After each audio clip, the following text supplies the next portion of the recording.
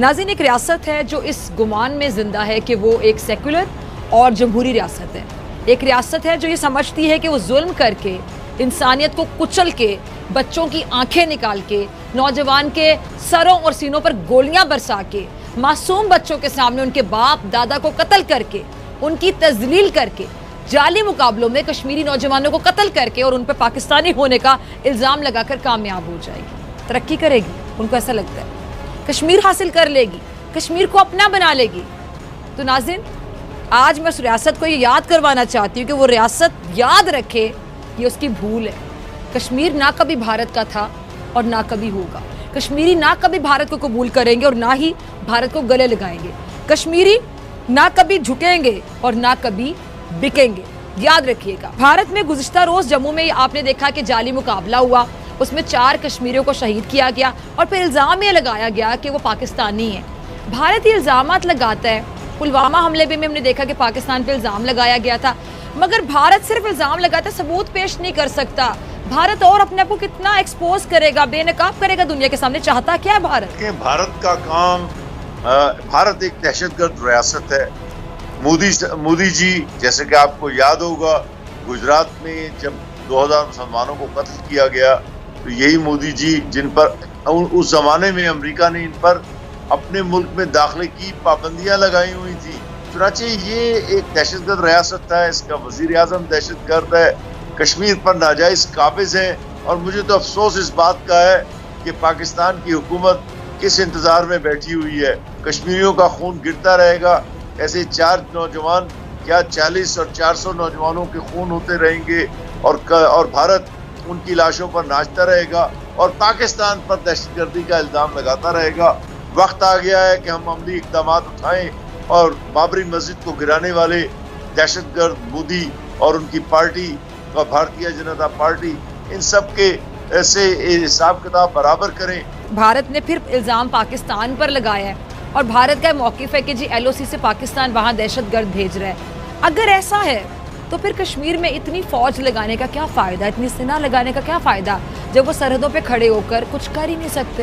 तारिक पीरज़ादा साहब ने जो चार्जेस लगाए हैं यहाँ पे, और ये एक रवायत बन गई है कि जो भी पाकिस्तानी आता है उनसे सबसे पहले यही बातें निकलती है, बाबरी मस्जिद, गुजरात और न जाने क्या क्या, माने इसके अलावा कुछ है ही नहीं और बात करने के लिए। मोदी साहब को हमारे अरविंद, मैं आपकी बात काट रही हूँ, संजीदा गुफ्तगू का मुतालबा कर रहे हैं और आपके यहाँ से हर वक्त झूठ बोला जाता है। आप मुझे पता है हर वक्त झूठ बोला जाता है। अब ये झूठी जो स्ट्राइक्स के दावे, तो संजीदगी तो भारत में नहीं है, क्या भूल गई है आपने? चलिए आप प्लीज कंटिन्यू कीजिए जी, आप अपनी बात। आपने बात तब तो नहीं काटी जब तारिक पीरज़ादा साहब बोल रहे थे। जब मैं ही बोल रहा होता हूँ तभी बात काटनी होती है। आपको बात ना काटें, पहले सुने, जो सुनने की थोड़ा हौसला रखें, सब्र रखें, आपको पूरा मौका मिलेगा। आप ही का शो है जी, मेरा नहीं है। ठीक है जी, चलें जी, बड़ा सब्र है हमारे हमें। चलिए आप सुनाइए, हम सुनते हैं, लेकिन झूठ तो ना बोलें, गलत बात ना करें। नहीं, झूठ नहीं है वो। आपको लगता है झूठ है, झूठ ऐसा बिल्कुल नहीं है। तो एक नाथूराम गोडसे, एक गुजरात पर आपकी सुई अटकी हुई है 70-72 सालों से। मैं आपको ये बता दूं, हिंदुस्तान के हिंदुओं के हर शहर के अंदर, हर मुकद्दस शहर के अंदर हमारे जो मस्जिद हैं वो मंदिरों के बराबर शाना बशाना खड़ी हैं। अब एक हमारा ये मुतालबा रहा है कि भगवान श्री राम की पैदाइश अयोध्या में हुई है, उस बाबरी मस्जिद के नीचे हुई है। तो एक ही जगह पे राम पैदा हो सकते हैं। हिंदुस्तान की हर मसाजिद के नीचे से तो राम नहीं पैदा हो सकते थे। तो मुसलमानों को चाहिए था कि वो गंगा जमुना तहजीब के चलते और हिंदुओं को वो जगह दे देते। अगर मसला होता आपके यहाँ पर तो आपने तो मौका भी नहीं देना था। भारत एक दहशतगर्द रियासत है। आपके बोल देने से भारत दहशतगर्द रियासत नहीं बन जाती है।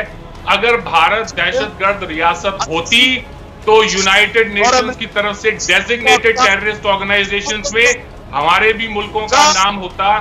FATF में आप जो सफाइयां देते फिर रहे हैं पीरज़ादा साहब, वो इस बात की तस्दीक करती है कि टेररिस्ट मुल्क आप हैं। दुनिया भर की बैंड टेररिस्ट ऑर्गेनाइजेशंस आपके यहाँ पे पाई जाती हैं जनाब, हिंदुस्तान में नहीं पाई जाती। आपने हाफिज सईद को जेल में डाला हुआ है, सजा दी है। FATF में इंडिया सफाइयां देता नहीं फिर रहा, आप फिर रहे हैं जनाब। तो आप, ये बड़ा कन्वीनियंट है, मे भी पब्लिक कंजम्पशन के लिए आप बोल दें, मगर कुछ सुनने वाला है नहीं इन बातों को।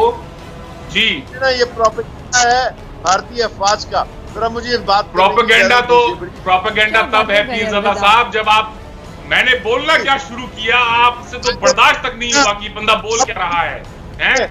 आप जब बोल रहे थे तो मैं सुन रहा था आपको। अब मेरी बारी आई है, थोड़ा सब्र करें, इन चीजों को पचाना सीखें। दहशतगर्द का नुमाइंदा बन के बात कर रहे हैं, आप खुद बात करें। क्यों पाकिस्तानी आवाम से झूठ बोल रहे हैं? थोड़ा शर्म करें।